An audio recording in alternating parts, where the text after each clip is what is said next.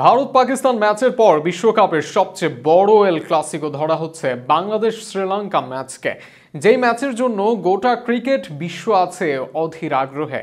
তার আগে এই কথার লড়াইয়ে মজেছে সবাই, বিশেষ করে কোন দলের বোলিং লাইন আপ বেশি শক্তিশালী এ নিয়ে হচ্ছে কথা কাটাকাটি। তবে আসলে দুই দলের মধ্যে কাদের বোলাররা বেশি শক্তিশালী, গত বিশ্বকাপের পারফরমেন্স কি বলছে, এ নিয়ে বিস্তারিত থাকছে প্রতিবেদনে।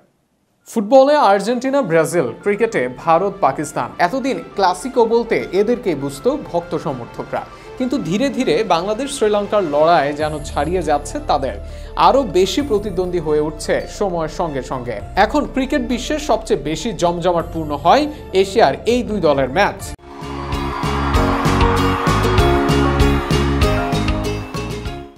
বিশেষ করে মাঠের ক্রিকেটে তো বটেই, মাঠের বাইরেও অসাধারণ লড়াই হয় সমর্থকদের মাঝে।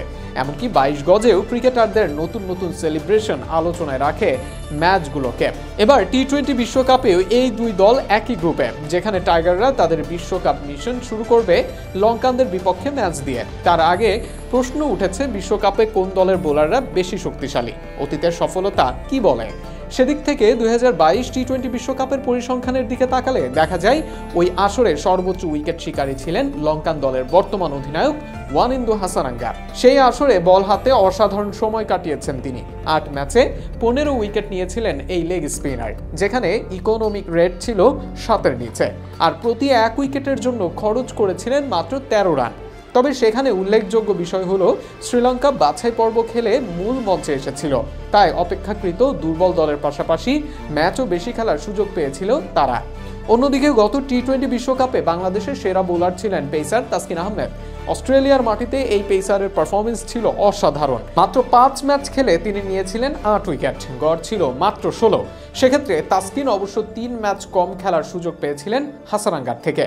এছাড়াও সেই বিশ্বকাপে টাইগার দলপতি সাকিব আল হাসানও ছিলেন দারুণ ছন্দে। 5 ম্যাচে তার নামের পাশে ছিল 6 উইকেট।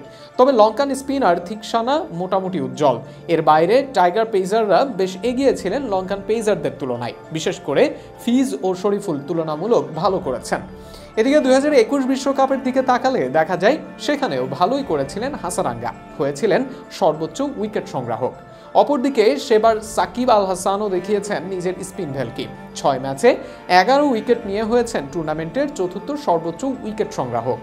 এছাড়াও তাসকিনের পারফরমেন্স ছিল নজর কাড়া। সব মিলিয়ে দেখা যায় দুই দলের বোলাররাই শেষ 2 টি-20 বিশ্বকাপে ছিলেন সমানে সমান, কিন্তু পেস ইউনিটের দিক থেকে বাংলাদেশ তাদের থেকে এগিয়ে। আর এবার বিশ্বকাপেও তেমনটাই দেখা যেতে পারে।